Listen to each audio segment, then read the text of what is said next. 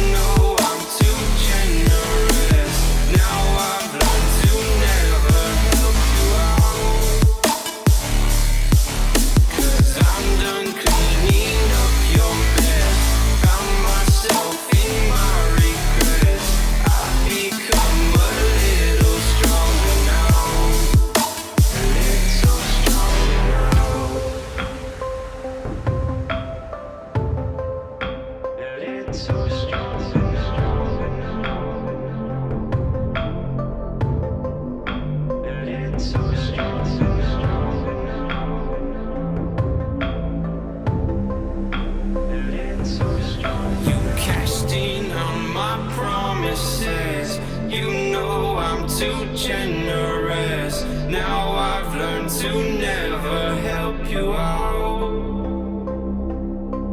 'cause I'm done cleaning up your mess. Found myself in my regrets. I've become a little stronger now, a little stronger now.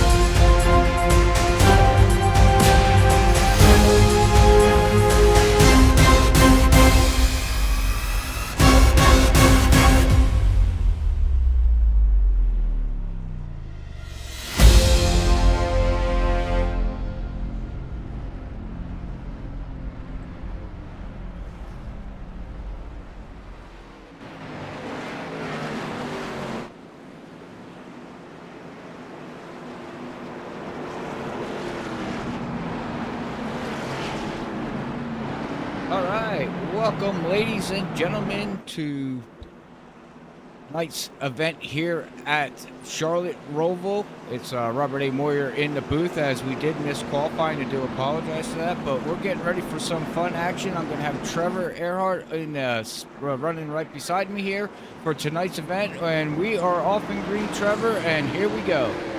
Yeah, just like that, jumping right into it after some technical difficulties to start tonight. Christopher Norris on pole with Zach Hall to his outside. Brian McCain, Cameron Sarton, Ross Tatum, your top five. Norris already through the first turn in the lead, followed by Zach Hall. Brian McCain, everybody looks like they got through turn one pretty easily. Now you're heading down into turn two through the infield section here at the Roval, Robert. And this is a pretty tricky little racetrack around here. You got the infield elevation changes, the chicanes on the back straightaway, and out of NASCAR turn four. A lot of passing opportunities, but also a lot of opportunities for these guys to have issues here tonight.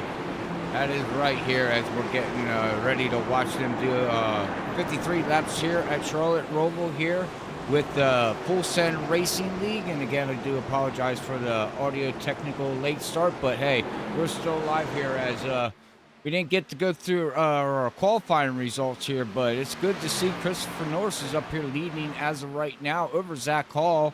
We do got some drivers as we want to note on. This is also the start of their playoffs, round 12 of their playoffs here tonight, Trevor. Yeah, first round of the playoffs, and already the first playoff driver to have issues further in the field. I believe that was the 5 of John Dart that was spinning through the backstretch chicane there. But first round of the playoffs here tonight at the Roval with Norris leading the way. And not surprised to see that. Was the winner at our last road course race when we were at Spa. Back earlier this season. Zach Hall was runner-up in that race. Those two had a great battle in the last 6 laps of that race, so those two running up front. Brian McCain, who was the regular season champion, came into tonight with the most wins this season, just quietly running there in third, doing everything he needs to do tonight to get some decent points and get himself locked into the next round.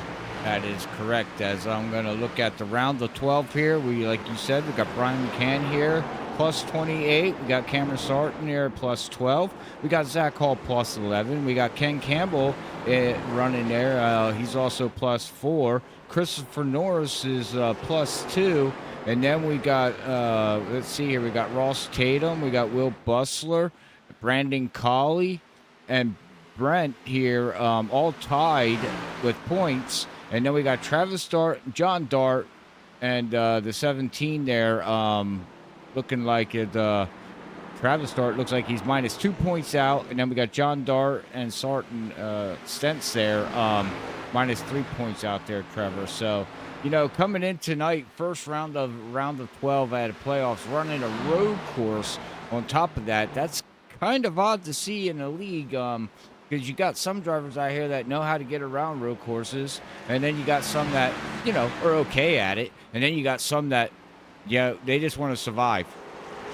Yeah, I mean, for a lot of these guys, survival, I think, is going to be key. Like you noted on, we have those road course guys that love it, and I mean, that's basically going to be your top 5, top 6 drivers. Maybe even down there to Ken Campbell in 7th, does relatively well here at road courses, but, you know, other guys tend to struggle a little bit. We've already had a couple drivers have issues on the backstretch chicane. John Dart being one of those guys. Sam Siegel William Duff went around. Ryan Lynch went around back there on the backstretch chicane. So that's going to be a point of this track where I think you're going to have a lot of drivers having issues. Is going to be pretty aggressive over those curbs to make some time. They can really upset these cars. We watch Ken Campbell here trying to hold off. I believe that's the 26th of Travis Dart, who's trying to apply a little bit of pressure here to Ken Campbell as they come out of NASCAR turn 2. Yeah, as they come out of NASCAR turn 2. Now my question to you is you drove this track a lot more than I ever have.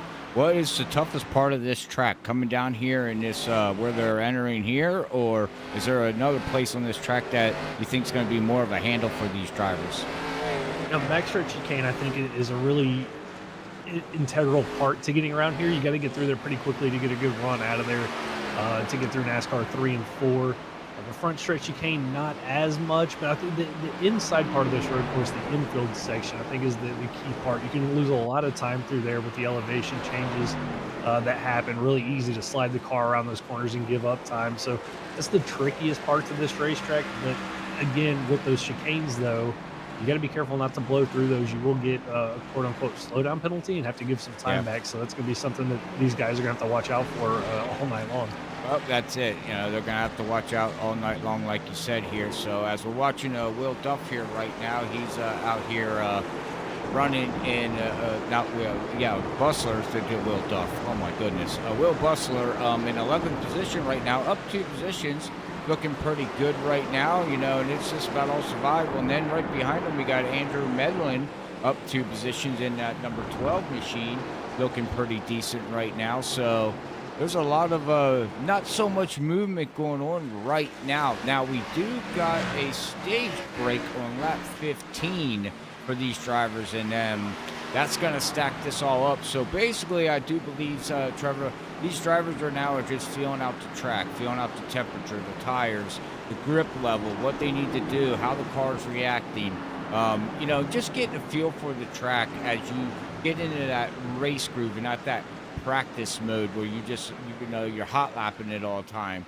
Much different, you know, once you get into the race stage and your mind aspect goes, okay, what is my car doing? And I think these guys right now are just taking it easy right now, you know, until lap 15, and then you got that stage break, and then we'll see what happens.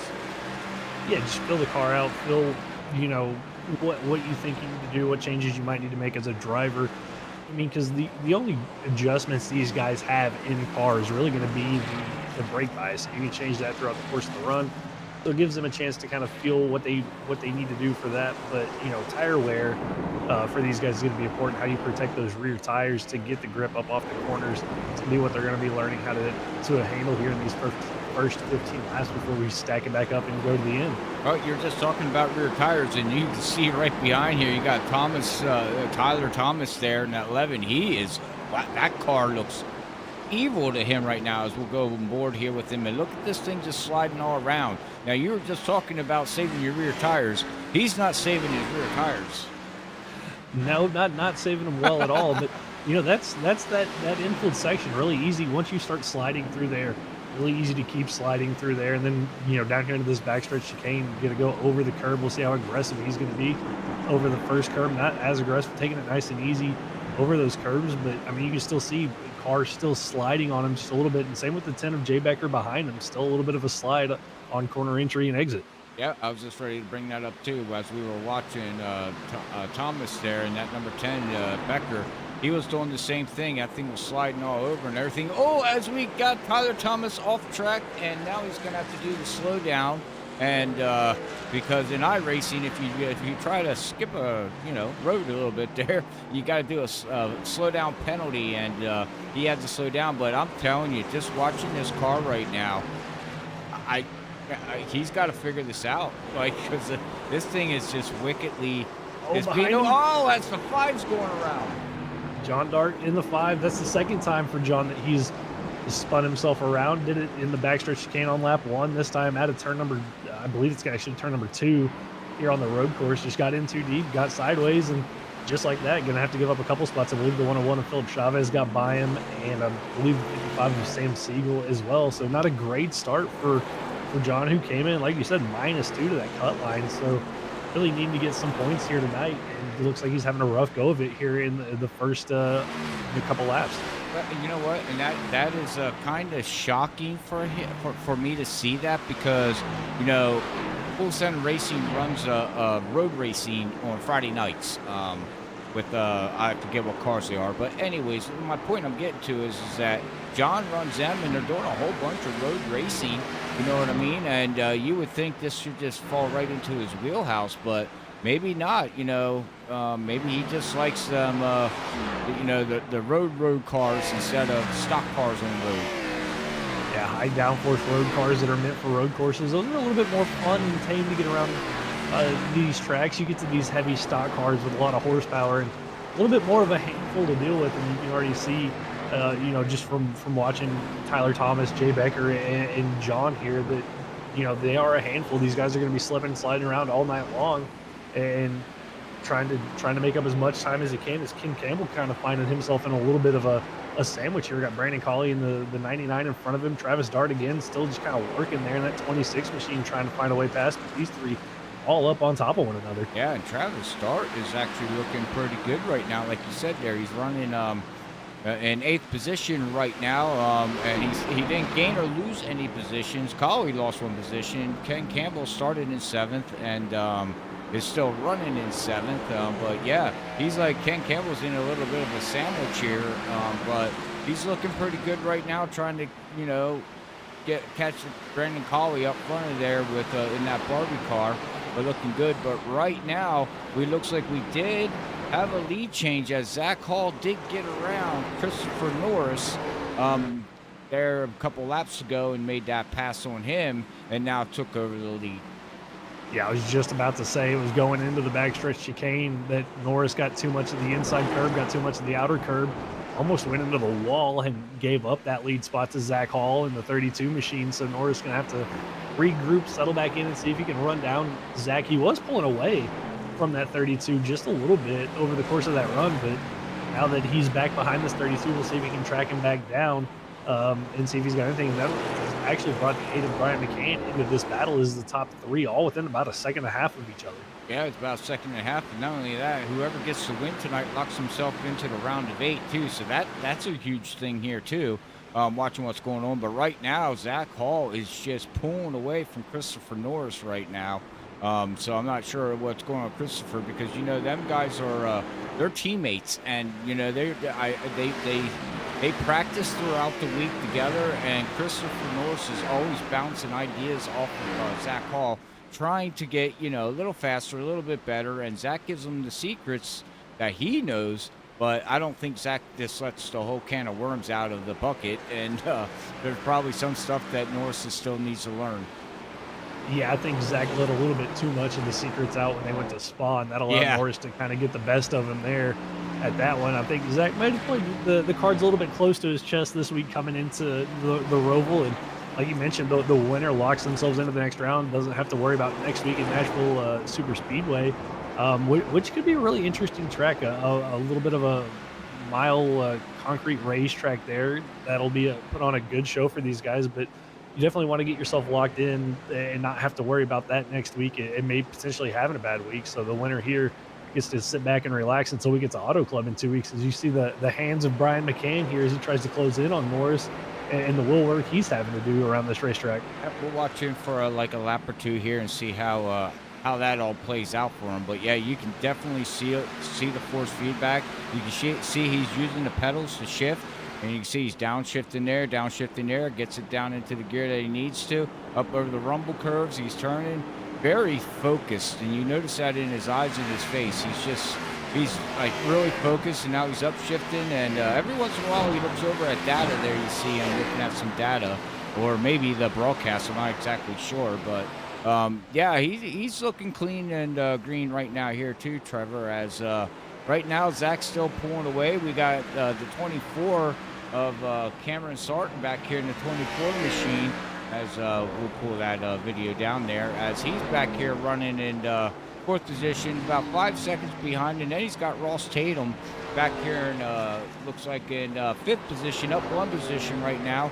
He's back here running about 11 seconds behind, and then you got the rest of the field with Brandon Cawley, Ken Campbell, Travis Dart, and Alexander there running in that number 37 machine. So it's pretty well spread out, as we got about 5 more laps to go here until they hit their stage. Yeah, Cameron Sarton, the winner last time we were here in the Xfinity car, won here at the Roval back in season 3. And so just finding himself in some clean air, that's kind of where you want to be, just in clean air. Got no real pressure around you. Can kind of run your own pace. Same thing here with the 21 of Ross Tatum, the champion last time we were in the Xfinity car as well, just running at his own pace. No real pressure out back, out in front of him, so he can just run clean laps. But it's that battle behind him with Collie, Campbell, the 26 of Travis Dart, and Dalton Alexander. It's just all nose to tail here going down the backstretch. And Dalton Alexander had a really good run going for him at Spa until I believe some just trouble came across him on that racetrack that kind of took him out of the shot to have a good finish. But not surprised to see that 37 machine having a good run here at this road course. Yeah, I was just ready to say he had a good run at Spa, and unfortunately some circumstances happened to him there. But yeah, it looks like he's having a good run here right now, just taking it easy. I'm not sure if I see on the driver's side, it might be a little ding on that car. I can't. No, on the passenger side, you can see he did scrape the wall at some point in time, and you'll see right here, you'll see it right over the 37 number there. He's got a little bit of a scrape, so that shouldn't hinder him too much. He can go in and pit stops and probably get that fixed really, really fast. Yeah, thankfully here at the road courses, damage isn't as important as it would be if we were running the oval. Still don't want to get a lot of it, especially in these Xfinity cars with how sensitive they are. Any front end damage could be really detrimental to these guys, because these cars have a tendency to overheat with some front end damage, but side damage, you can get away with that, and that's probably from just getting a little bit too close to the wall on turn in. And you see here as they work their way up through the infield, up the hill here, the car is still sliding about. Here comes John Dart there in the 5 getting through, but it's right here at this wall. You can really kind of clip the inside of it with how close those guys get to that inside wall. And then over the curb, there goes the 11 and Tyler Thomas with another slide through the corner. Yeah, and now we're watching, oh, and the 17 just smacked the outside wall there on his passenger side. I mean, you're just talking about that. It's something you don't want to do. It's okay to get a little bit of damage, but you keep doing that, you know, that, especially with the Xfinity cars, the way the body model is set up here in iRacing, it does not like any kind of damage. No, not at all. But you know, you can get away with it if you're careful. Just got to be careful with it. And you know, with the upgrades to the damage model they had, you can actually, if you're too aggressive on the curbs, you can bend the steering up in these things and potentially ruin your night with some damages. See Stitz go a little bit deep there into the final chicane, but gets through there. Doesn't have to worry about a slowdown or anything. But you got to be careful, but you got to be aggressive. So it's got to be careful aggression throughout the course of these 53 laps here tonight. Correct. Yep. As we're on lap number 12 of 53 here right now. So thank you everybody out there for tuning in here tonight at Freaky Fast Broadcasting as we're watching the Full Send Racing League here tonight. Brought to you by REG Custom Diecast. Make sure you check them out on Instagram. I do believe they have a whole bunch of different things that you can check out. It's pretty awesome what they do there for diecast, you know, models of iRacing that I do believe that he does. But anyways, yeah, we're looking here tonight here right now at Tony Brent here. He's in the playoffs right now, and he's running an 11th position. So he's up 1 position here right now. Will Bustler up 2, and then we got Andrew Medlin moving up 2 positions here. And again, I just think it's just take it easy right now. Let's see what happens later in the race. Yeah, take it easy now. But for Brent, we got pit stops. Pit stops. All right. Interesting call here. Dalton Alexander in the 37 coming down pit road, going to try to get his pit stop, flip the strategy over. That's an interesting call there from Alexander. Why not be aggressive, not hunting for playoff points or anything like that? Out here strictly for the wins for the Texas Speed guys. So why not come down pit road a little bit earlier and try to get some track position? Don't hate that call from the 37 car at all there, Robert. No, actually, you know, you're short pit, and then when that caution comes out, he's going to be able to stay out and move himself up to the front.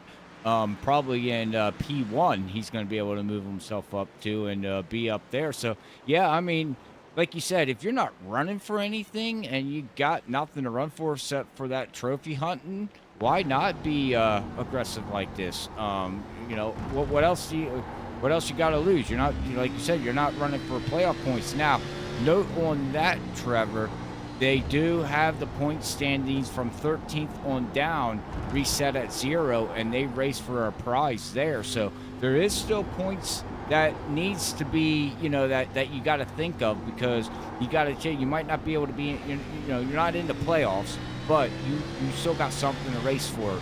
And finishing 13th and win, I'm not exactly sure what they win, but I know it's I think it's cash and prizes or a prize or just cash. So there is points, you know, that they need to think about.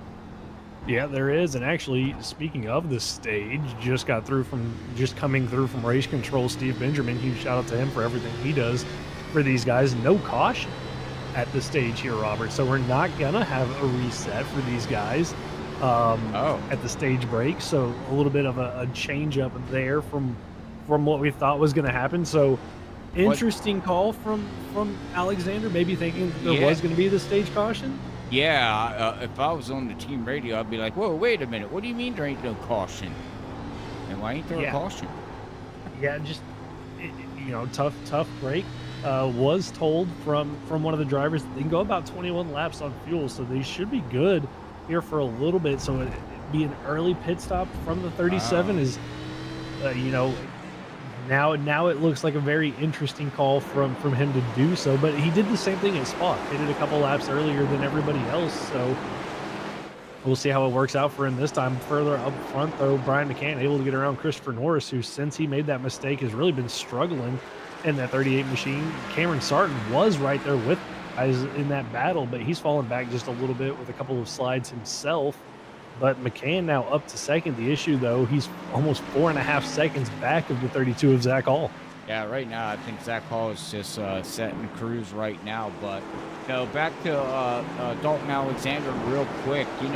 Making that early pit stop, he's still going to be able to move himself up through the field. Where's he going to come out after the pit cycle cycles? You know what I mean there, Trevor? At least he's going to gain positions. So we'll see if he can hold off after his tires wear out. But it still could be a good strategy call.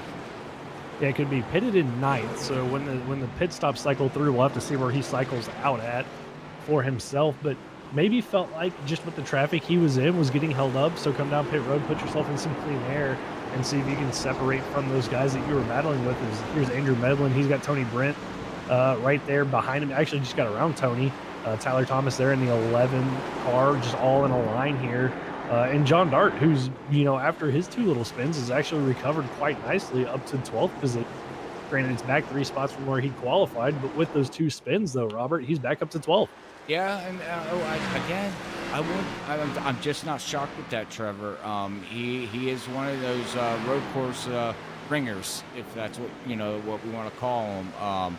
If them 2 spins didn't happen, he'd probably be up in the top 10, close to top 5. He has the speed. He's got the talent to do it. It's just he's gotta fix up the mental mistakes that he's having right now. Yes, he does. And the stage is over. It looks like Zach Hall's going to get the stage win. Brian McCann, Christopher Norris, Cameron Sarton, Ross Tatum, Brandon Colley, Ken Campbell, Travis Dart, Medlin, and I believe Tony Brent was able to get the final stage point in the top 10 there. So those are going to be your top 10 in the stage. Cameron Sarton closing in on the 38 of Christopher Norris as they get ready to do battle there for third. Looks like the one of Will Bustler's had issues as he's now a lap down behind the 24 machine. He's actually missing the rear bumper on that one car. Oh, no. Well, we'll check him out then in a little bit here as we brought up the Andrew Medlin cam and seeing look how much he's look at his face. Oh my goodness, Trav. He's like, every time he goes around, look at it. The always focused Andrew Medlin. Curious to see does he have the paddle shifters, or is he using an H pattern like he typically does? We'll have to wait and see here when he comes up through the gears on a NASCAR 1. We'll see if he reaches over to his right. Yeah, he does. So, I mean, again, difference in driving. We saw Brian McCann using the paddles. Medlin here using the H pattern. That's just kind of a comfortability thing. Do you feel like taking your hand off the wheel to go up through the gears, down through the gears, or do you want to leave it on the wheel at all times? And Medlin feeling more comfortable with that H pattern as he worked his way up to ninth, up 5 spots from where he qualified tonight. Well, it doesn't surprise me that he'd be feeling this comfortable doing that because he was I don't want to say real NASCAR driver, but he was he raced real cars. So this is just comfortability, like you said, that he's used to doing, Now, for me personally, when I used to do it, I always didn't want my hands to leave the wheels when I was racing any track. But, hey, everybody's got their, preference. Yeah, I'm a paddle shifter at road courses. I use the sequential, though, for the next gen cars on the ovals, but I'm a paddle shifter when we go to road courses. I'm the same way. So I get it. And look, more pit stops, though. Brandon Colley down pit road, Tony Brent down pit road, Chris Stitz all making their pit stops here on lap 16. Looks like they're going to be the first of our lead group, really, to come down pit road, as Alexander already made his pit stop on lap 12. He's already back up to 10th position. As you can see right there, the wounded car of Will Bustler getting by Christopher Norris and the 24 Cameron Sarton. Sarton closing in on that 38 machine, who's really fallen off. They're about 10 seconds back of Zach Hall and Brian McCann down pit road in the 8 machine for his first pit stop. I would imagine here then very shortly we're going to have Zach Hall coming into pit stops here as everybody else is hitting pit road. But Yeah, like you said, we're looking at Christopher Norris. He's really fallen off. He's 9 seconds now behind. His lap times is about a second slower than Zach Hall. Zach Hall ran a 127.10, the fastest lap of the race his last time by, compared to Norris's 128.9. So he's a little bit off right now. It's a little bit off. Cameron Sarton pitted behind him. Ross Tatum, Kim Campbell, Travis Dart, Medlin, John Dart, all down pit road this time by, are still our top two. The teammates, Zach Hall, Christopher Norris, electing to stay out for another couple of laps here, and could just be playing the fuel game. Hey, wanting to stretch it out, save yourself a little bit of time if you have to make a late pit stop on fuel. We'll see if Zach Hall or Norris come down this time by. But yeah, Norris really, ever since he made that mistake on the backstretch, just hasn't been the same for that 38 machine, which is a little bit weird to see. We saw him make a mistake at Spa, but was able to bounce back and get back up there and battle with Zach. But this time around, just not looking as comfortable as Zach Hall comes down pit road from the lead. You also look here at the Christopher Norris there on the left rear. He's got damage. So somebody ran into that car there, Trevor. Yeah, I think it was when Zach got by him. Zach gave him a little bit of a bump, trying to get past him there, exiting the bus. I don't know if you'd call it a bus stop chicane. Anyway, the backstretch chicane. I think Zach got into him just a little bit, but both of those cars down pit road. And this should, I believe, with the time that they have, I think Zach should still come out in the lead. Here comes Brian McCann through the final chicane here at a NASCAR 4 as he hops the curb. Zach Hall still on pit road.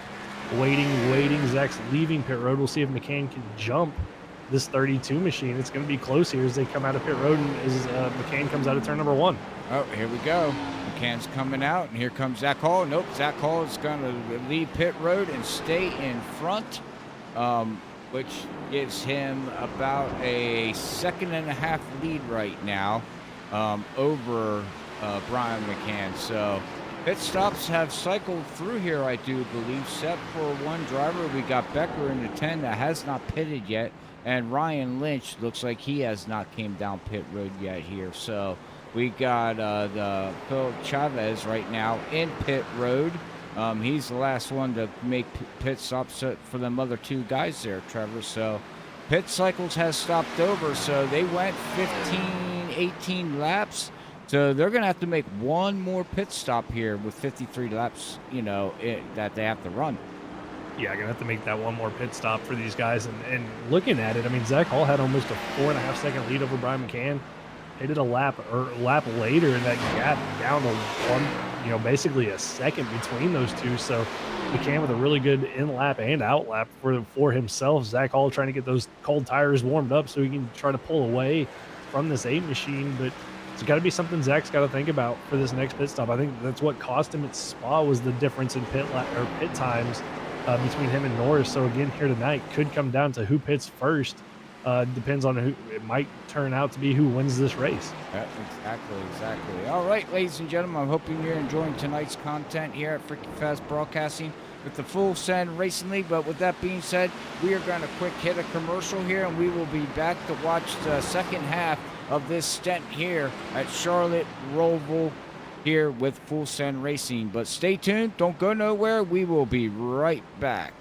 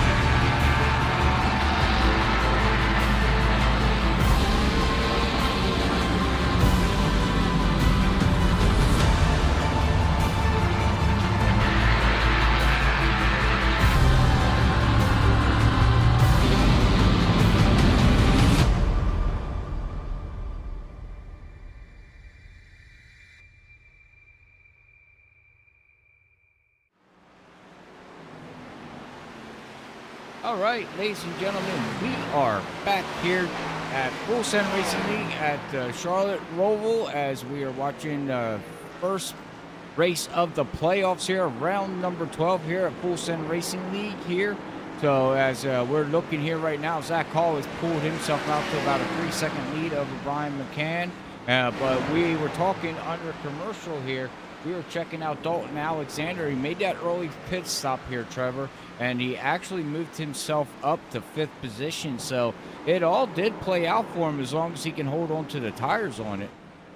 Yeah, it worked out well for him. Came in on lap 12, got out of that traffic that he was in.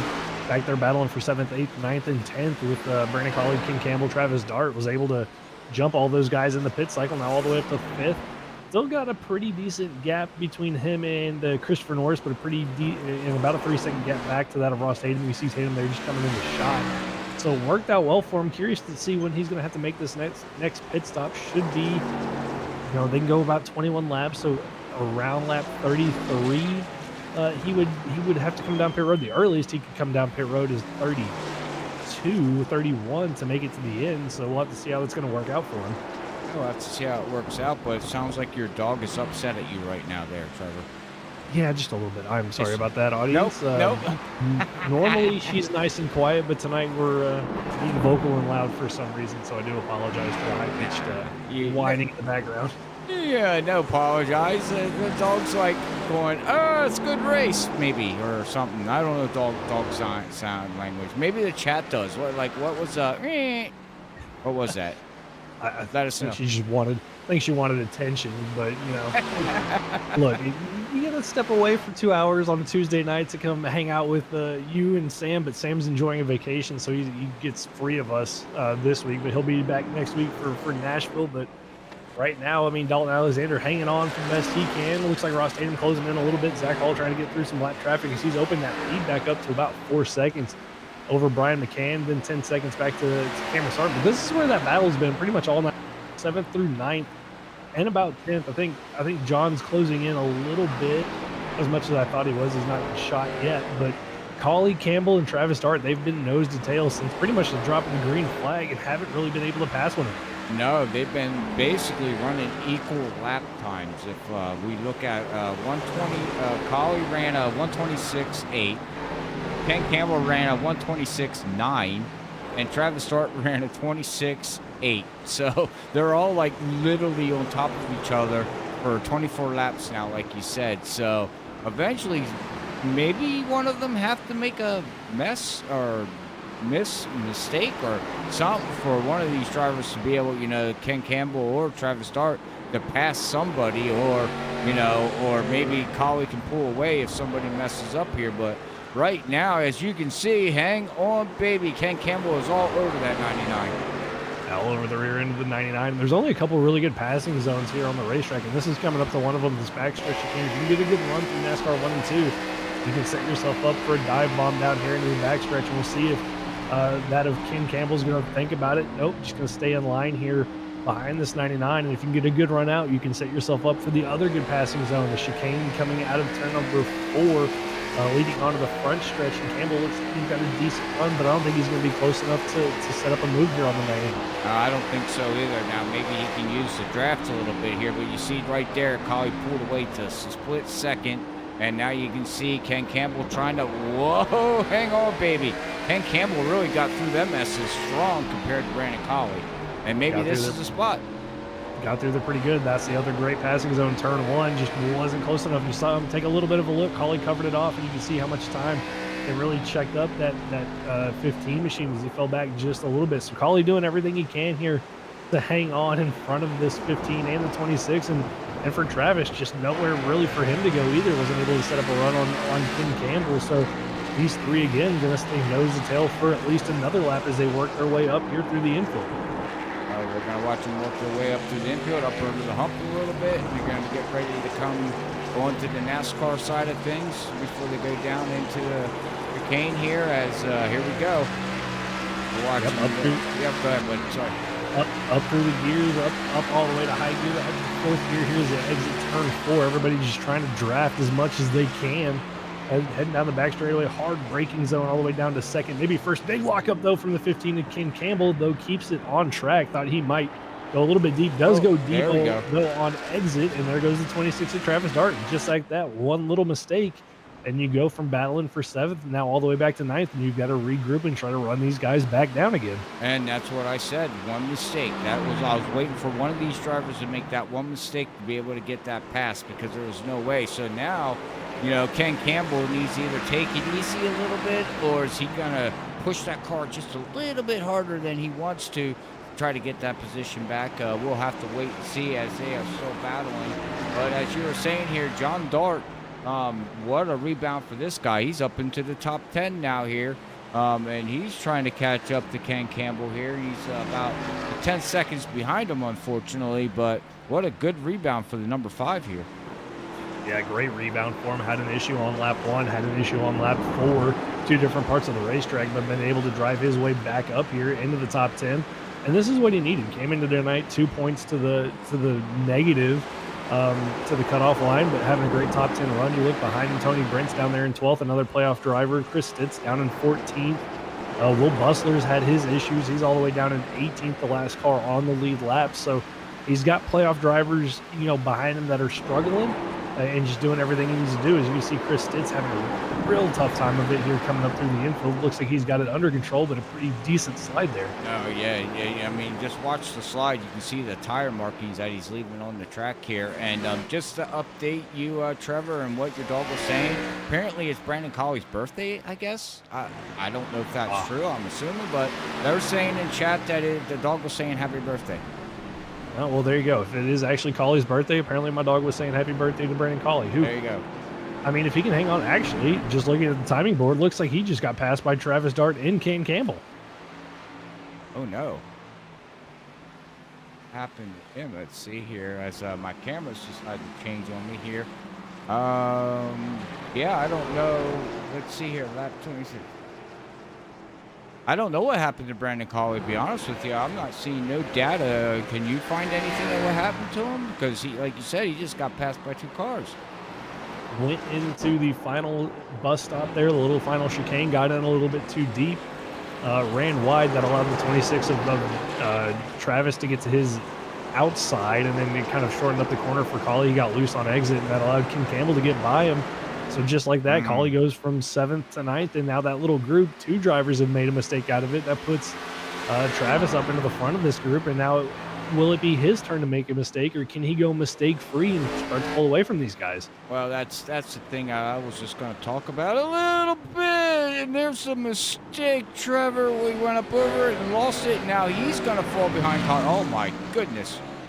And it's just who's going to make the mistake when you're battling that hard with these guys? It's that easy, and for Travis, looks like he just got in too deep, got on the curb, got the brakes locked up, and thankfully for him, kept it out of the wall, so no damage for him, but just lost time for that 26 machine. And these 3 now got a little bit of separation between them, about a second between each of them. We'll have to see if that gap closes back together, and these 3 can get to battle with one another again, as it's been one of the best battles on the racetrack pretty much all night long. But Robert, it's just, who's going to make the mistake? All 3 of them have made a mistake now. Who's going to be the next one to do it? Well, I was going to, when he slid there, I was going to say mistakes, after running 28 laps here, turning left, right, hitting hard brakes, and then you're gassing, and you're going over the rumble strips, and you're working the wheel, and we've seen Brian McCann and Andrew Medlin, how hard they're working. Eventually, mental mistakes just happen after a while. You could just get in that twilight zone where you just get so used to, running your laps, and then all of a sudden you're like, oh crap, and you miss the braking point, or you miss your turning point, things like that. Or, like you said, the only thing they can really mess with in the setup here is brake bias. Some people might be adjusting brake biases through the run, and, could go too much to the back of the brake bias, which, changes the balance of the car. So there's a lot of things that can be happening that we don't know. We're just seeing. Yeah, it's really easy to just make a little bit of a mistake, overstep it just a little bit, maybe miss a shift, or forget to shift. That could be a thing for some of these guys, like you mentioned, the brake bias. Put too much at the rear brakes could lock up. You could slide sideways into a corner. Put too much to the front, you could lock the fronts and slide through the corner. I mean, there's just a lot of things when you're going around left and right that you've got to worry about that typically these guys don't have to deal with. Typically, it's just put the car in high gear and go around the racetrack and worry about, where to lift, for the corners to save the tires. But now you got to worry about downshifting, braking. Where do I need to brake for these corners? And it's really easy to just kind of miss it one lap when you've run, almost 30 laps. Yeah, most definitely. That is the true heart of it. We all sit back and we watch these guys go around in a circle, and you're thinking, oh, they're just out there having fun racing. There's more technology behind it than just that. That, like I said, we as viewers and fans and audience, we don't see it, and it's just like real NASCAR Ross Tatum is really playing with them rumble strips. He really got that car up off the ground. Yeah, really got it off the ground, being aggressive with those rumble strips. And, that could be good. That can be bad. Made up some time on Dalton Alexander, but you get too aggressive on those, you can really upset the balance of the race car. But down here through the last chicane, you see again another big bounce for that 21. Lost a little bit of a time as he wasn't able to get back to the gas. With how aggressive he was over those curbs. Well, that's it. I don't think you want to keep doing that because eventually you're just going to lose control of your vehicle and you're going to wind up sliding, hitting the wall, or spinning it out or doing something like that. But, Ross Tatum is just looking to have a good run here tonight as he is in the playoffs. So he should have, I do believe he's in the playoffs, isn't he? Yeah, Ross Tatum in the playoffs. Looks like maybe didn't get the playoff banner on the car. What I was looking for. Yeah, if you see throughout the broadcast tonight and moving forward cars with the blue, there's a perfect example of it. Brandon Cawley and Travis Dart, you see the blue splitter, blue name tag, blue spoiler. Those are going to be the playoff drivers, all indicated with the blue decals on their cars. Ross Tatum looks like just maybe either didn't get it on or maybe just a little bit of a glitch with trading paint system, but into the playoffs fairly comfortably. Came into tonight, well, I say comfortably, came into the night 9th in points, so 2 spots over that, or 1 spot over the cutoff line for these guys, but having himself a pretty good run there in 6th. He's having a good run. So we go back here to look at Tyler Thomas here right now. He's still back here running in good old 13th position, up 4 positions. I'm not sure if he's one of them road course drivers or not, but this is what I'm talking about. Just survive, finish the race, get the points for 13th position, try to move your way up to get closer to that cash and prizes as the season winds down here. And he's doing exactly what he needs to do, and just get what he can. Yeah, just trying to get what he can. And looks like he's calmed down here a little bit. We saw him earlier in the race kind of being all over the place, drifting around. In that 11 machine, looks like he's got it kind of figured out here tonight. Really good drive there through the final chicane there. Nice job over the curb, didn't look too aggressive. It's a little bit of the wall though here on corner entry to 1, trying to run down his teammate there, the 28 of Tony Brent, our Daytona winner, right there in front of him. So the 2 Texas Speed teammates looking like they might be doing battle here in the next couple of laps. Yeah, so we'll have to wait and see how that all plays out here as we go back to Burr here in the number 6 machine. He's doing the same thing here. He's back here in 18th position, just trying to survive. I mean, he's running like I would. 1 lap down, just run it and just try to survive. Yeah, just trying to survive. And that's the thing with these road courses. We touched on it at the start. Either you like it or you hate it. And, for some guys, it's just not their thing. They're just out here trying to turn laps and see what they can get out of it. And for Jonathan here in the 6th, he's had some great runs over the last couple of weeks in that 6th machine. That whole group of Texas Speeds had some really great runs over the last couple of weeks. But here tonight, doesn't look like all of them are comfortable. The leader of those 4 drivers is going to be Dalton Alexander in the 37 up there in 7th position. He's lost a couple of spots as those tires have really started to fall off for himself. But Burt down here, the last car on the lead lap. Then you've got Alex Jones, Jay Becker, Ryan Lynch, and William Duff. And I think for Ryan Lynch and William Duff, they've both already called it a night, as well as the 10 of Jay Becker. So 3 cars out tonight. Alex Jones, the last car out there, running in 19th position. He's going to be the first car 1 lap down. Yeah, we didn't talk much about Alex Jones here. We can actually talk about him just a little bit here as we're looking at it. And that car does not look happy at all, unfortunately for him. It is beat up in the back and the sides. Oh, he has no rear bumper. Yeah, that 45 has seen better days. Yeah, I think he's been missing that rear bumper since about lap 2 of this race, so not quite sure what happened to the 45 machine. But he's gotten into a couple of scraps. You can see the car's a little bit beat up, a little bit worse for wear, but nonetheless, still out here turning laps, trying to see what he can do. Hey, if cars have issues in front of him, you never know what might happen. Well, that's it. As long as the four wheels are turning and moving forward, that's all that counts, right? All that matters. That's right. Trying to look back and see if I could see what happened to the 45 over the course of the run. Looks like early on got into the wall in the backstretch chicane, and then not sure what happened to cause the rear end damage there for himself, but that would explain at least the left side damage. Not sure about the right side and the rear end damage for that 45. We'll see where he finishes out tonight's event here as we're 33 laps of 53 in here. So we're getting down to the nitty gritty. Pit stop should be soon happening here very, very shortly for some drivers here as we watch the Sam Siegel here in that FanDuel number 55 machine. He's having a decent run too here. He's down 6 positions, but he's running here in 15th position. So not a bad night for him. I'm sure he's going to be happy just to take home what he can. Yeah, I'm sure he'll be happy to just get out of here and get on to the next one. And Sam just, as Sam typically does every week, just quietly running his race, running his pace, and trying to get the best finish he can for himself. Car in front of him is going to be Philip Chavez, but that's going to be, I believe, about a 12-second gap between those two. There's Philip, a little bit of nose damage to that 101 machine. Wonder if that's came on the 45. It or might will. have. Not quite sure, but he's trying to chase down the 17 of Chris Stitz, one of our playoff drivers. Stitz came in tonight the lowest of the playoff drivers to make it into this round, and Stitz really struggling there, Robert. You can see him get way wide, have to give that position up, and for Stitz, the struggle continues as he's now down to 15th position. Well, you can just watch his vehicle on what he's doing here, Trevor, and he's sliding them tires in every turn. So he's basically killing the tires within 10 laps. Yeah, he just does not look comfortable here tonight at all. Anytime we've gone back and seen the 17 machine, looks like it's been a handful for himself. Pit stops, though, underway. Dalton Alexander down pit road. Travis Dart down pit road for what should be their final pit stops of the night.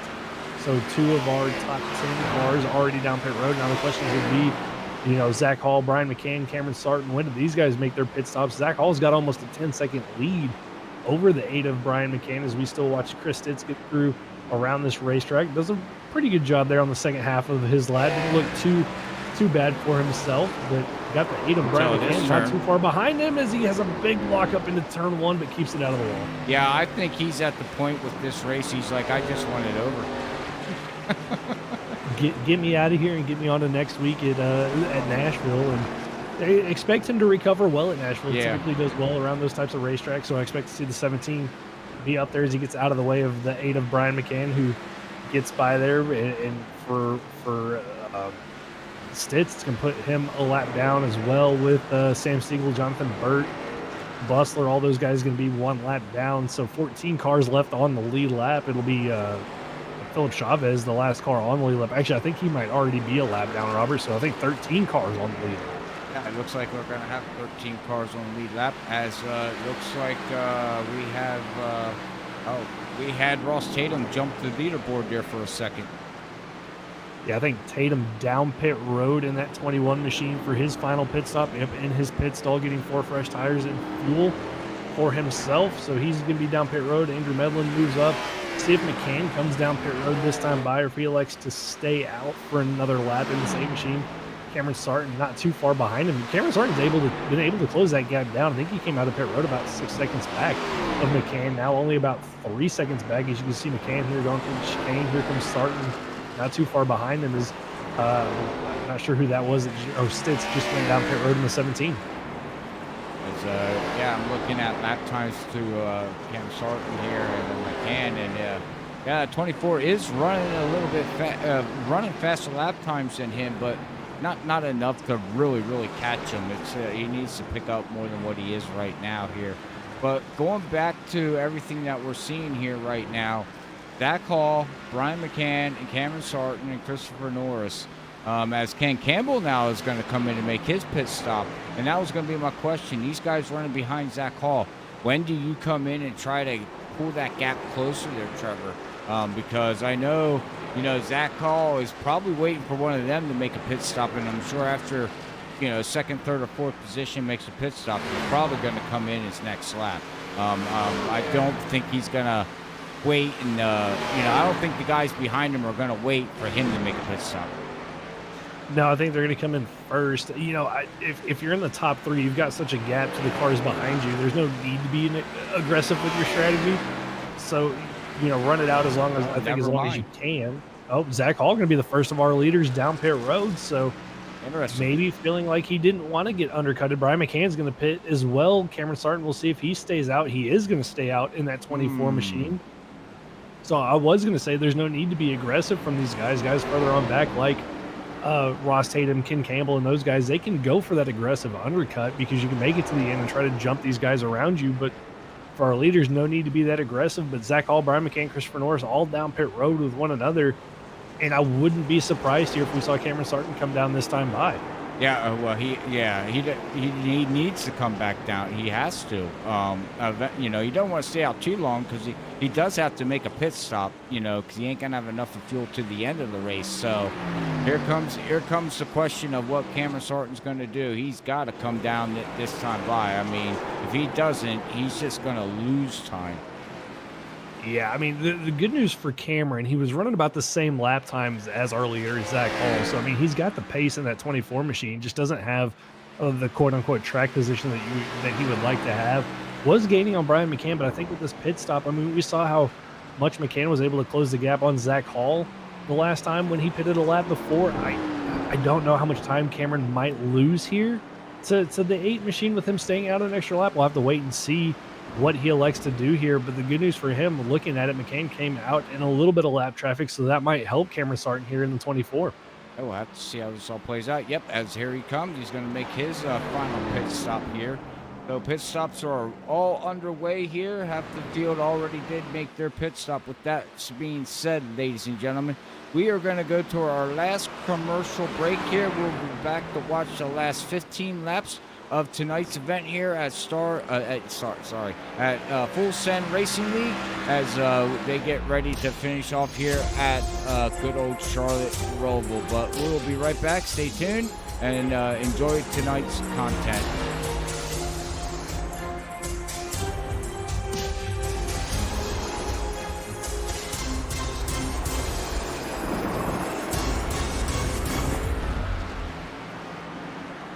Racing isn't easy, but experiencing it is.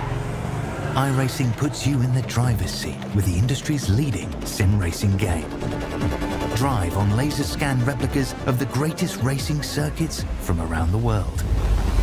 Go head to head against other drivers chosen by skill-based matchmaking to ensure competitive racing at every level. Compete across all your favorite series in officially licensed cars engineered to deliver the most accurate driving experience possible.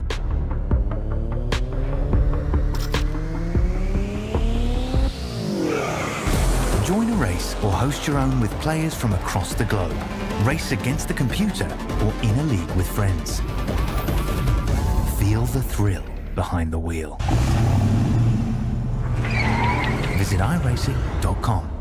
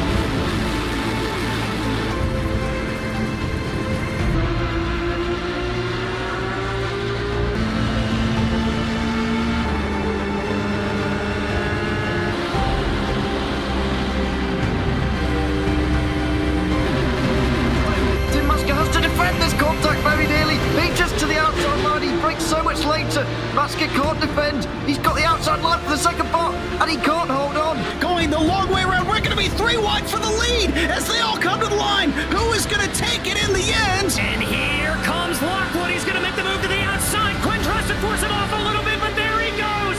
It's going to be side by side through turn 1. Will he be able to cover him off? He does.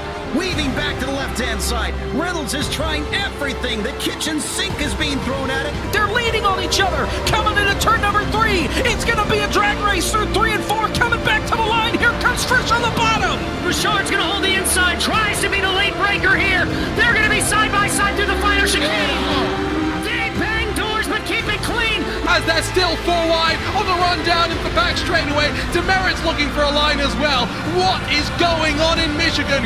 Novak into the fence. They're still beating and banging. Oh and to the line. He is much faster coming through there. Is there damage on Challenger? Abramitis is ahead. There's going to be a race to the line. Who is going to get it?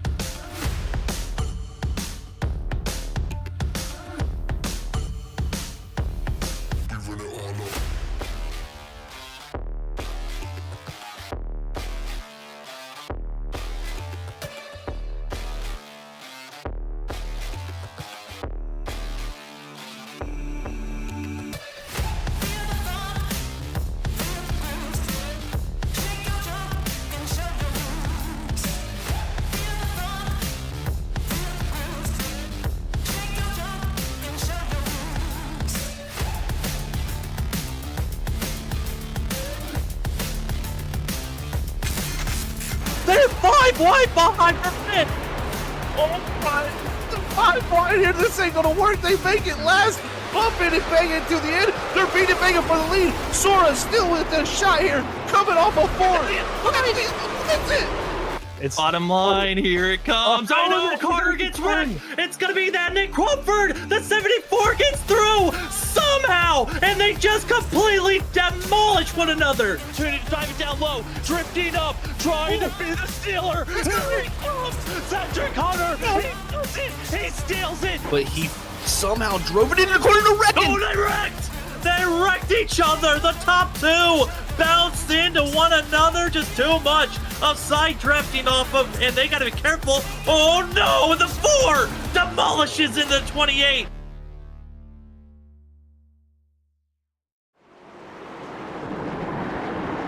All right, ladies and gentlemen, welcome back to Full Send Racing League here tonight, brought to you by REG Custom Diecast, and also their other proud sponsors that they have here, as they got the ButtKicker and Grimm Studio and a whole bunch of other sponsors that they have. But right now we're watching 12 laps to go here, Trevor. We got this really hard battling going on here with Ross Tatum and Ken Campbell, and Ken Campbell keeps getting closer to him, and then he loses ground. Then he gets him, then he loses, and then he gets him, and he loses him.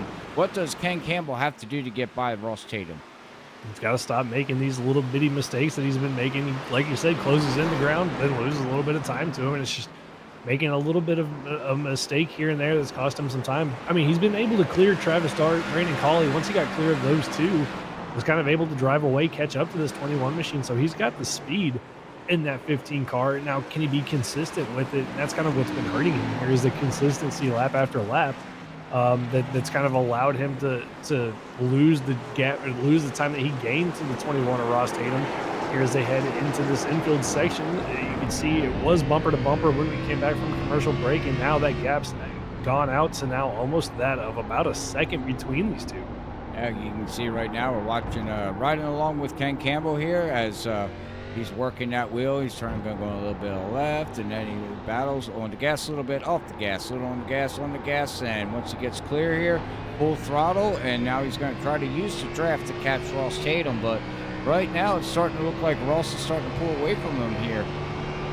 Yeah, just a little bit. Gap is slightly closing in down here on the backstretch. We'll see Ken a little bit more aggressive on entry. I think Ross gets a little bit of a better exit. Both of them pretty aggressive over the curbs. We'll see here on corner exit. About the same though, so that aggression for Ken gains him a little bit of time, but Ross with a little bit smoother of an exit. Those two stay about the same, but down here into this last chicane, as they head down in here, you'll see him dip onto the AstroTurf. It's not actual grass, it is AstroTurf, so you can get away with braking down there. It has, you wouldn't think, but it acts as the same physics as concrete, so those two getting away with it. And Campbell really closed the gap up, though, out of that corner exit, now back right to his rear bumper as they exit turn one. Again, yeah, that's what I'm saying. He catches them and then he loses them, and I'm not exactly sure where he's losing him at, but it's back and forth between these two guys here. So we'll have to see how that all winds up playing out for him, and then we'll come back here too. Brandon Colley is trying to catch John Dart here, but right now it looks like John Dart's ready to get Dalton Alexander here with 10 laps to go from race control. Yeah, 10 laps to go, and Colley was right there behind John Dart. I mean, it was only about a second before we came back to commercial break, so Colley's made a little bit of some mistakes and fallen back, but John able to run up to this 37 machine of Dalton Alexander and got it to within about a half a second as he continues to just work his way forward back up to 9th position where he started this race, trying to get 8th position. But I mean, if these two get to battling too much, that could bring that 99 machine of Brandon Colley back into it. But looking at the lap times, the last couple of laps, Colley almost about a second slower than that 5 machine. So John really finding the pace late in this race. Yeah, we'll see what John can do as Dalton Alexander really upset that car going across that chicane there, that rumble strip bump. And, you know, Dalton Alexander pitted 2 laps, pitted on lap 33. John pitted on lap 35. And Colley pitted on lap 36. So there is a little bit of difference in tires here. But that, I don't know. To me, that don't really matter too much, depending on how you bruise the tires and how you beat them up and everything. If you save some or lost some, but John is trying to catch him, but I just don't know if he's going to have anything. Dalton Alexander is having a really stellar run here tonight. Yeah, just having a great run there, and 8th was on as high as 4th. But this is about where he's been running all race long. He had that, different pit strategy before the stage where he came in early, about 5 laps earlier than everybody, was able to go up to 4th. But I think that strategy came back to hurt him just a little bit, is the fall off kind of set him back, and this is about where he's been all night long. Now just trying to hold off this 5 machine of John Dart. They've pulled away a little bit from Brandon Colley, that gap now to about 2 seconds, but slowly closing in as these two kind of battle with one another. But back up to that battle with Ross Tatum and Ken Campbell. Ross Tatum misses the backstretch chicane, has to do a slowdown for himself, and going to give that spot up to the 15 of Ken Campbell and the 26 of Travis Dart. Well, and right now Ken Campbell and Travis Dart saying thank you for the positions, because these two drivers are all in the playoffs. So getting a position here and there, you're going to take it. Oh yeah, you're going to take that, as much as you can. And with the standings the way they were coming in, Tatum tied with that of Bustler and Colley. Colley not having the best of runs. Will Bustler down a lap all the way down, I believe 16th or so for himself, not having a great run. Travis Dart came in -2, and Tony Brent was tied with Colley, Tatum, and Bustler as well. So for Tatum having that mistake, not what he needed to do for himself, and that allows Travis Dart to gain a couple of positions and maybe put himself solidly in this top 8 heading into next week at Nashville. Well, we'll have to see how that plays out, because the point standings for the playoffs are definitely going to shuffle up after tonight's event, because we got 8 laps to go here. And I just wanted to bring this up to you, Trevor. Again, I noted on it at the beginning of the broadcast, I just don't ever recall going into a playoffs at Charlotte Roval. Yeah, not a track that you would typically see the start of a playoff series at. Typically 1.5 miles. Yeah. Maybe a bigger 2-mile track like a Michigan or an Auto Club, just to kind of get a good feel for it. But here at Full Send, they do things a little bit differently. They like to throw in a mixture of racetracks, especially in the playoffs. So we're going from a road course to a concrete mile racetrack, and then I believe we do go to Auto Club to start the next round. So I mean, a good mixture of tracks, and it kind of just goes to show. I mean, you can be good at mile and a halves, but can you be good at road courses? So it takes a skill set, to make it round after round. Most definitely. I mean, it takes a skill set to like road racing. I don't know. It's just a thing about road racing that some people like and some people don't. Like you noted earlier, it's either you like it or you hate it. Yeah, and I'm one of those weirdos that I love road racing. I Oh, get excited geez. anytime I see a road course on a schedule, but it's one of those things. Coda being I in hate it. particular one of my favorite tracks, so this is fun for me. I'm sure a lot of other drivers, you look down the field, Tony Brent having a decent run. He's stayed solid, one of the playoff drivers down there in 12th. But I mean, you look further down, Jonathan Bird, Alex Jones, Jay Becker, Ryan Lynch, William Duff. I'm sure they're gonna be glad to get to Nashville next week, and probably Andrew Medlin there in the 12. You can see him going a little bit slowly there on the exit of turn 1, heading into 2 as he got passed by the 28 and the 11. So a couple of spots given up there from Medlin. But Let's see here. It looks like he hit the wall. As we're watching the replay here, he's got Brian McCann right behind him, and I think he messes up here going down in the turn. Yep, he totally missed it, and boom. the Tums Heartburn turn. I don't think it's called that any longer at the Roval. I think they've renamed it something, but the infamous Case Elliott. Heartburn turn. Yeah, we've seen many drivers go nose in, but for Medlin there, a little bit of a mistake from him, and allows Tony Brent, Tyler Thomas by him, and now he's got to regroup and try to run those guys down. And another and he mistake does it down here again. into the bus stop, and that's going to be a slowdown penalty for himself. And this might allow Philip Chavez to close in the 101, as he's not too far behind the 12 Yeah, he machine. just You actually passed just see him go by in picture. Yeah, I think Andrew Medlin after this race is going to need some Tums.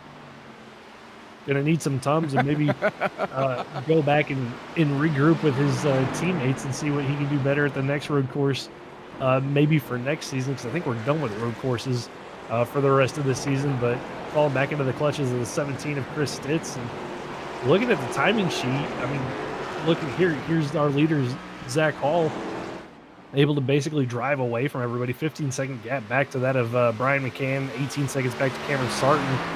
And only 10 cars, Robert, left on the lead lap. It's going to be Dalton Alexander, the last car on the lead lap down there in 10th. Yeah, ain't that something? Talking about Dalton, great run he has, and he happens to be the last car on the lead lap. So let's see if he can stay there with 6 laps to go. We're watching Zach Hall.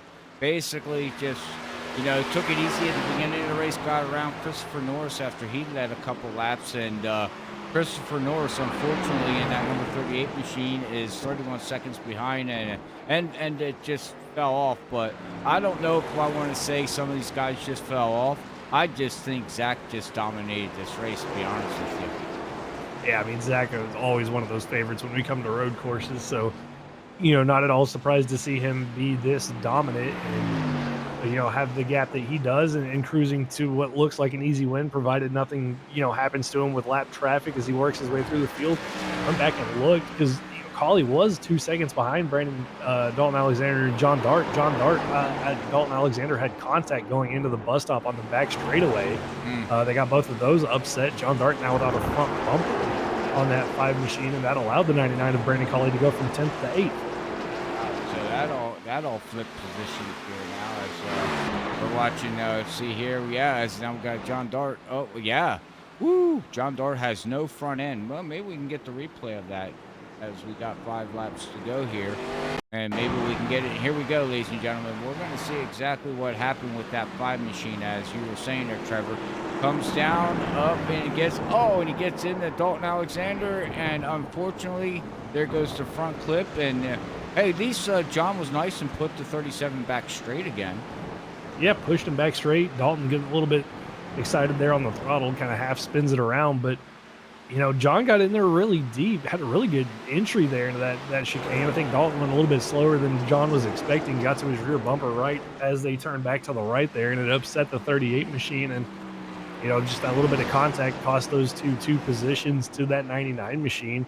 And for John, that nose damage, not going to hurt him as badly as it would anywhere else, as he's still pretty close to Brandon Colley, but Move back here to the one of Will Bustler, who's really struggled all night long in that one machine. Got that rear end damage earlier in the race, I believe, from contact when he was coming down pit road. But you can just see wide corner there.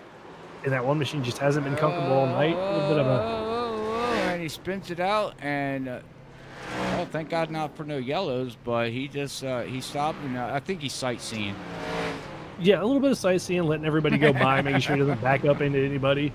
But yeah, it's just been a struggle all night long for that one of Will Bustler, all the way down there in 17th position. Yeah, unfortunately, as we got 4 laps to go here, and right now we're still looking at little Brian McCann got a little bit squirrely there coming through that turn, as he is still 16 seconds behind Zach Hall.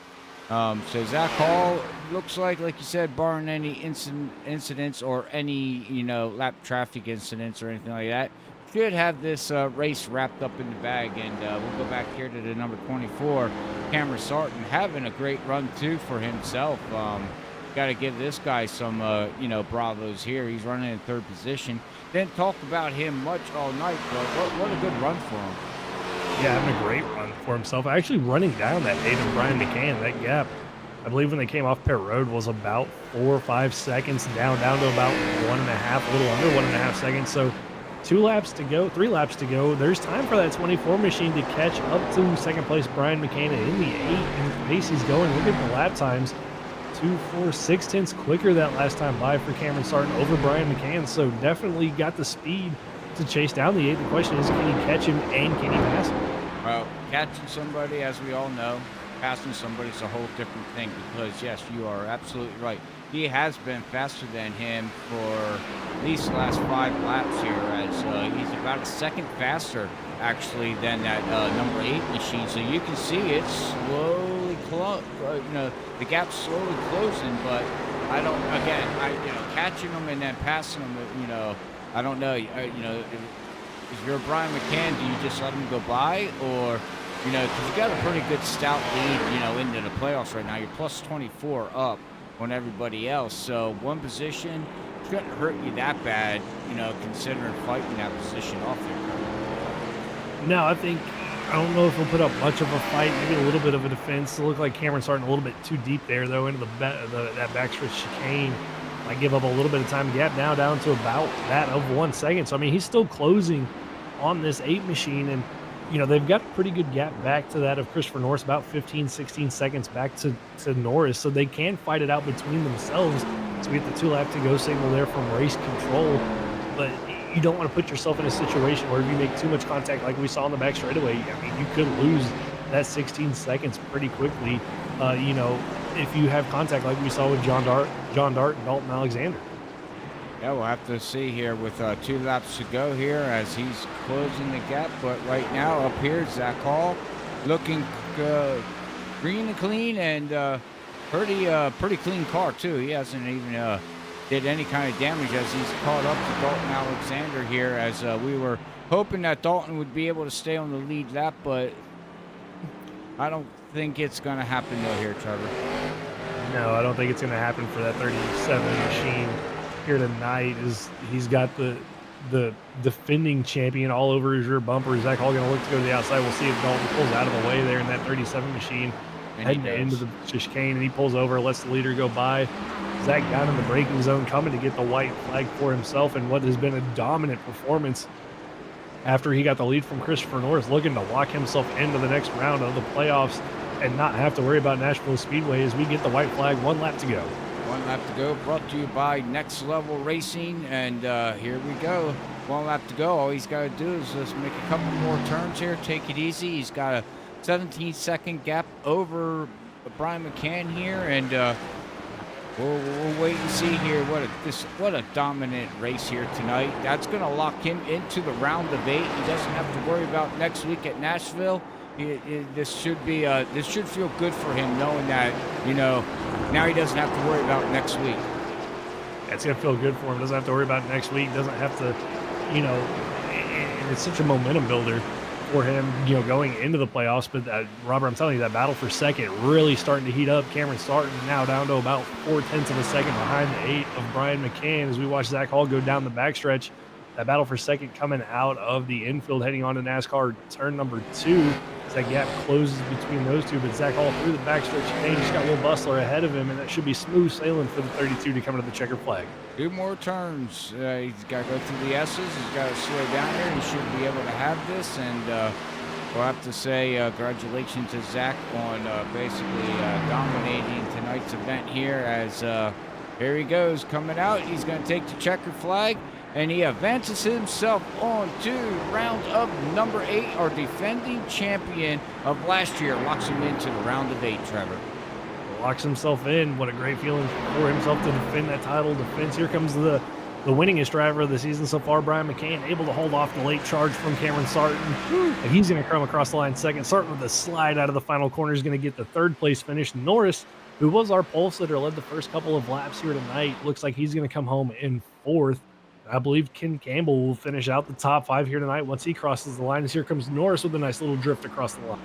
Yep, and now we're going to watch Ken Campbell. He should be coming across here very shortly as he goes through the bus stop, or, you know, so we'll have to see Travis Dart. He's coming through here too. What a good run for him. A couple of mistakes here tonight, just like Ken Campbell, but good run for the rest of the field here tonight. Bouncing back. We got Brandon Colley back here going to finish in 8th position. And big bravos to John Dart. No front end and still going to round out in the top 10. Yeah, I mean, for John Dart, I mean, the night that he had, the eventful night and how it started, and then kind of how it ended there with the contact with Dalton Alexander, going to be able to come home in that of 9th position. So a great run there for John and a great race from everybody. I mean, we saw close racing pretty much all throughout the race. A little bit of mistakes here and there, a couple of cars getting into one another, but a pretty clean race here for what is considered to be a kind of a tricky road course. That's true. I mean, this is a tricky road course. It's not like Sonoma or you know, the other ones that we go to here. But congratulations to Zach Hall locking himself into the round of 8 as he smokes them down here at Charlotte Motor Speedway at Full Send Racing League. With that being said, we're going to gather our top 3 for tonight's interview and see what they have to say about tonight's event. But stay tuned for the post-race interviews here at Freaky Fast Broadcasting.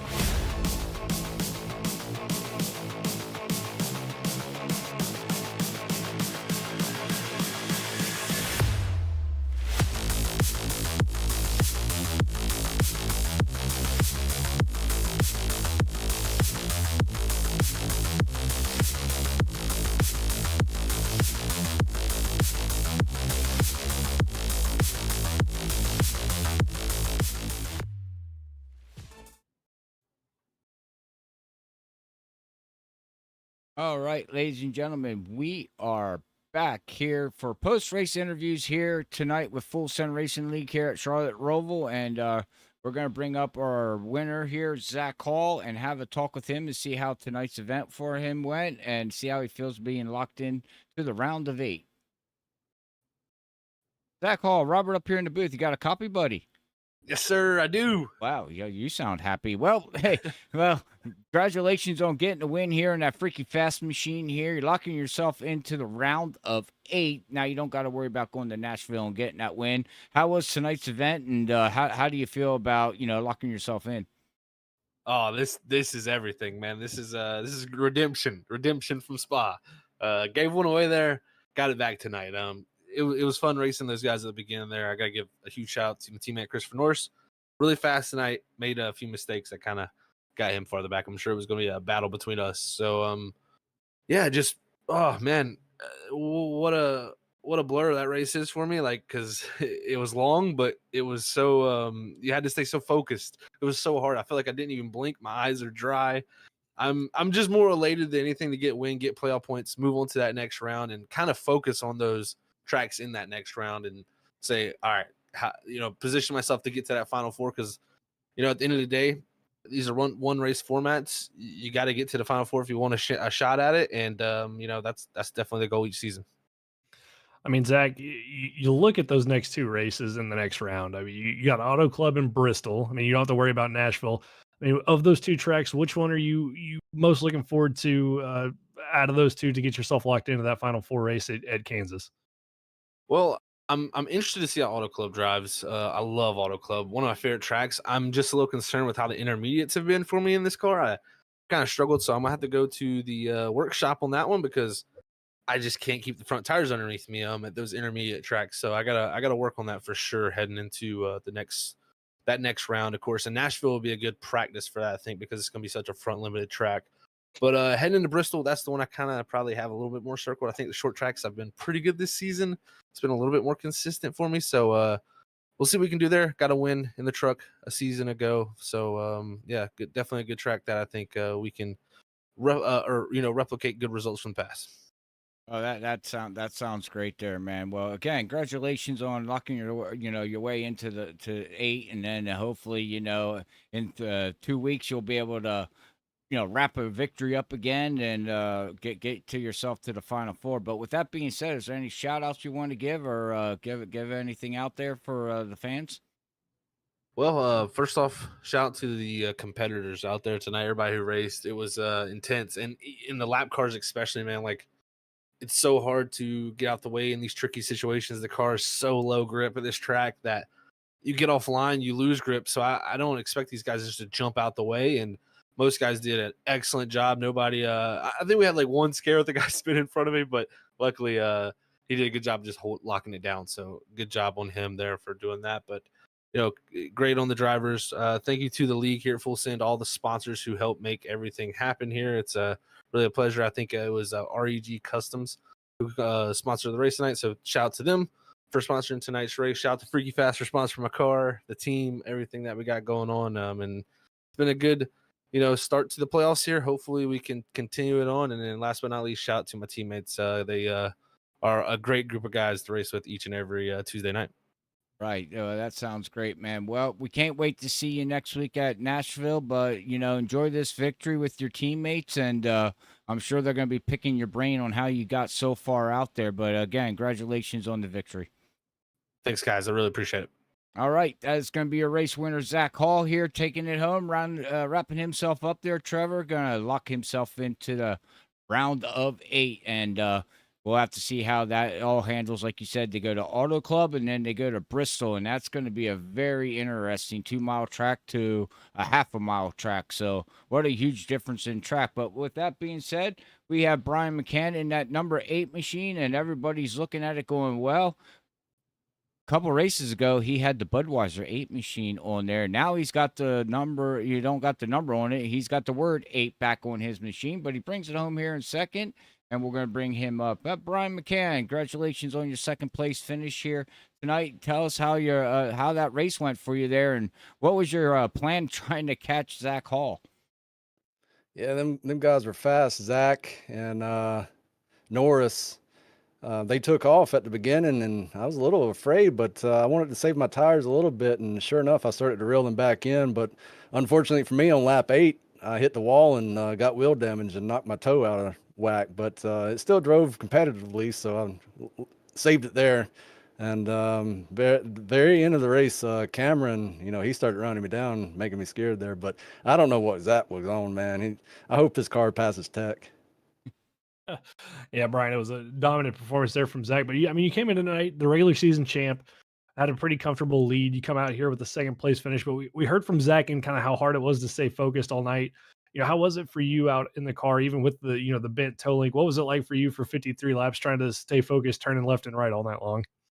Oh, it was tough. You had to be on the edge the entire time. I mean, just a little slip up here and there, that's 4 or 5 tenths. And if anybody's close to you, there they are. And so it was definitely just like Zach said, on the edge the whole night. I'm over here sweating. Oh, well, finishing second position here tonight. It looks pretty good, going into Nashville for you. You should have a pretty good lead yet in that playoff standings. But we head to Nashville, and then, a round of 8, and you make your way in there. We're going to Auto Club in Bristol. How do you feel about Nashville? Do you think you can lock your way with a win, at Nashville to get into the 8 or, the top 8, or are you just looking at trying to make some points here and get yourself into the top 8? Yeah, I'll definitely try for a win. I'm not really sure. A bunch of competitive drivers in here. I do like that track, so hopefully I can make it work there. But yeah, I definitely look forward to it. All right. Well, it sounds like a plan. We can't wait to see you next week. With that being said, here you can have the floor here for your final shout outs or sponsors of the car or anybody you want to give a shout out to.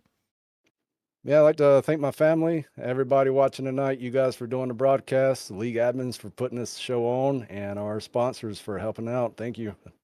Not a problem. All right. Well, that is going to be your second place winner here, Brian McCann. Congratulations again, sir, on your second place finish. Thank you. All right, Trevor. Well, there's your second place finish. He's looking pretty good right now for himself, running Nashville. He said looks like he's going to like next week's track. And I do believe he's got pretty good points for finishing second. He was already plus 24 in the playoff standings. So it looks pretty good right now for him. He would have to have a really disaster race next week to not make the top 8. Yeah, looking pretty good for himself to get into that next round at Auto Club. But probably for Brian, he wants to get those wins, wants to keep that momentum going. They got him the regular season champion. So look for him to be really tough next week when we get to Nashville. That is so true, and we'll have to see how that all plays out, ladies and gentlemen. But with that being said, we're going to bring up Cameron Sarton here, our third place finish, and see how his race went for him tonight. Cameron, Robert up here in the booth. How you doing, buddy? I am beyond tired, but pretty good for you. Well, I would be tired too after 53 laps of running around here. And give us the rundown on how your car felt and what was your game plan. You had a lot of fast drivers out there, and you got third place finish, but it looks like a lot of guys were just struggling, with that car slipping and sliding.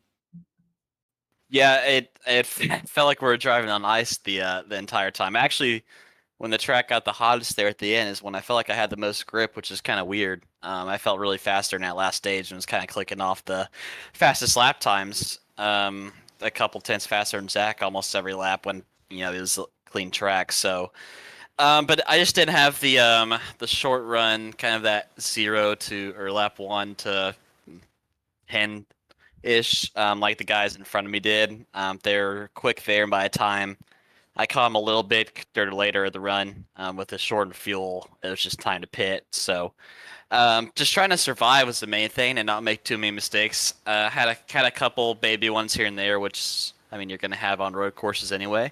But the main thing is not to get a gigantic spin or something that's going to cost you that 20 seconds. So solid race, and we'll take a good podium start to the playoffs.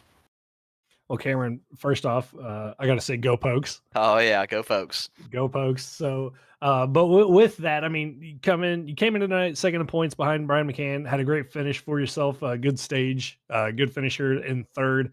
set yourself up pretty good to point your way through at Nashville to get into the next round, starting at Auto Club. I mean, what's your mindset going into Nashville next week in the round of 8, starting at Auto Club?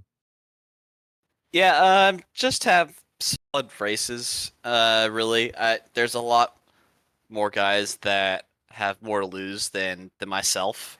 Thanks to a pretty good regular season and a nice little cushion and a good start here. So, just not race safe by any means, because if you do that, you're just probably gonna get ran over and and get lapped by some people. But just put it all together. Probably get a solid top 10 next week. Get a little confidence. It's not one of my best tracks, but Auto Club in the round of 8 is definitely what I'm looking forward to. So they're in, I think Bristol's the other one. So pretty good both those places, and kind of got those circled and to get self into the final 4. That's kind of interesting to hear that you're looking forward to the final 8, round of 8 at Auto Club in Bristol. You go from a 2-mile track to a half-mile track. That's kind of weird to hear somebody say that they're looking forward to that different kind of swing there.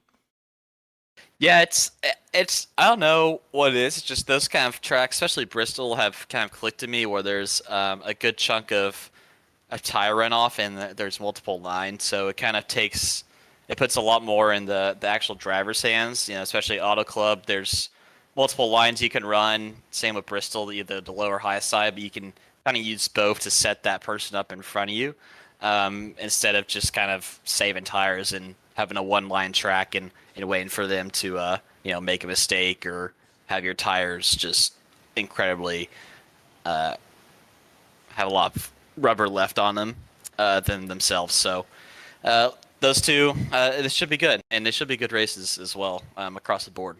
Yeah, I do believe, and I do agree with what you're saying there. But with that being said there, sir, again, congratulations on your 3rd place finish. Is there anybody you want to give a shout out, welcome, or thank you to before you head off?